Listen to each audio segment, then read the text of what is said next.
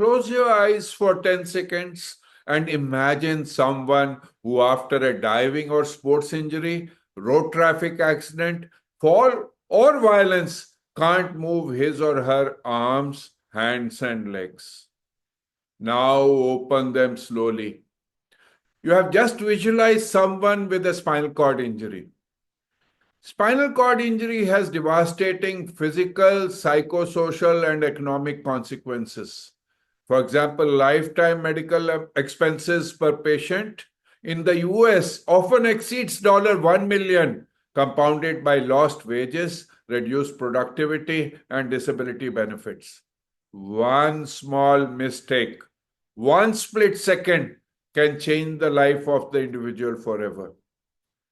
WHO estimates 250,000 to 500,000 new spinal cord injury cases annually worldwide. Around 1.5 million people in India live with spinal cord injury. Around 20,000 new cases are added annually.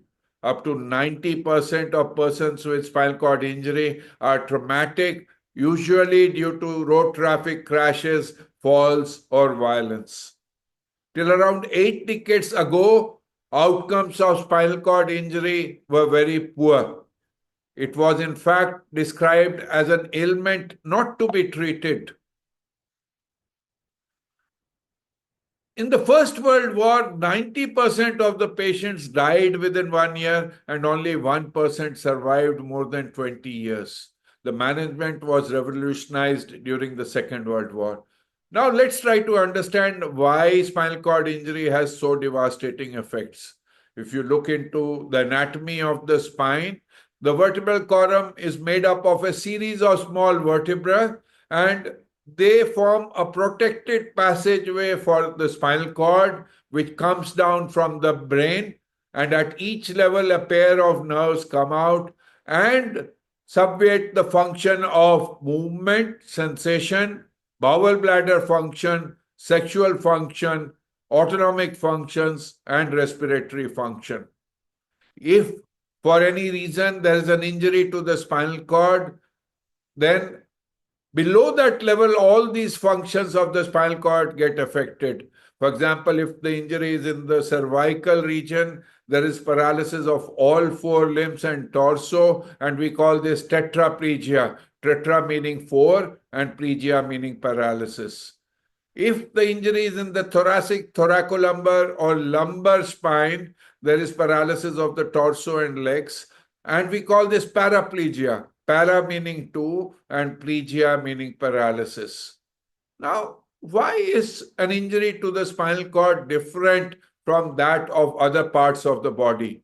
The spinal cord lacks inherent ability to regenerate effectively for functional improvement.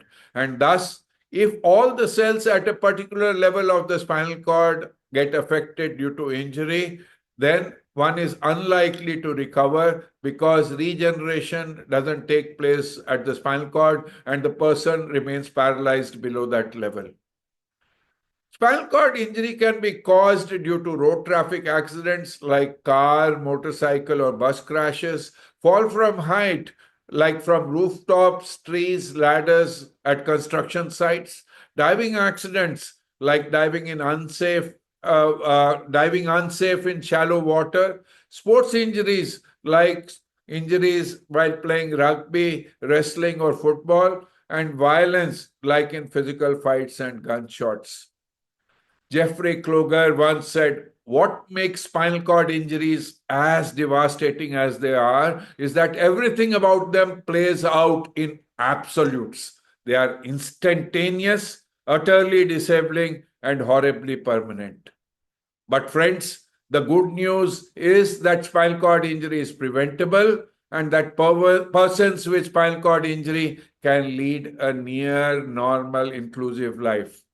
And that's why 5th September is observed globally as Spinal Cord Injury Day with a view to launch an international campaign to create awareness about prevention and management of spinal cord injury. Spinal cord injury is preventable. Road traffic accidents can be prevented by wearing seat belts, including those on passenger seats. Don't drink and drive. Avoid Distracted driving. Children should not sit in front seat of the vehicle. One should use special restraints for children, and one should not overspeed and follow traffic rules. Fall from height can be prevented by always using a safety harness and other safety precautions while working on a height, by being careful on stairs, especially narrow and winding ones, being careful on slippery surfaces, not climbing trees without safety precautions, obeying signs and warnings of danger, and not traveling on top of an overloaded vehicle. Diving accidents can be prevented by diving only in water bodies where the depth is appropriate for diving, always diving feet first time every day, and never diving into an above ground pool. Sports injuries can be prevented by wearing proper safety gear when playing sports, by being careful when surfing, never diving headfirst into waves, and never tackling a player with one's helmet, and never sliding headfirst playing sports. Violence can be prevented by not getting into physical fights, keeping guns and knives in safe, locked place when not in use, while walking alone, avoiding areas of threat like unfamiliar or dark places, promoting harmony in the family between children, parents, and caregiver, advocating gender equality and respect for women, and avoiding challenging cultural and social practices that promote violence. Friends, the good news also is that persons with spinal cord injury can lead an inclusive life. With advances in management and proper comprehensive management, persons with spinal cord injury can get back to a normal lifestyle such that life after a spinal cord injury can be happy, meaningful, and worth living. Friends, let's join hands to prevent spinal cord injury and to make lives of those affected happy, meaningful, and worth living. For once empowered, individual journeys begin, enabling them to live life to the fullest, to face it, embrace it, defy it, and conquer it. Jai Hind.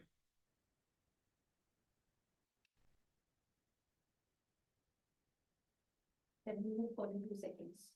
I think this is good. Huh?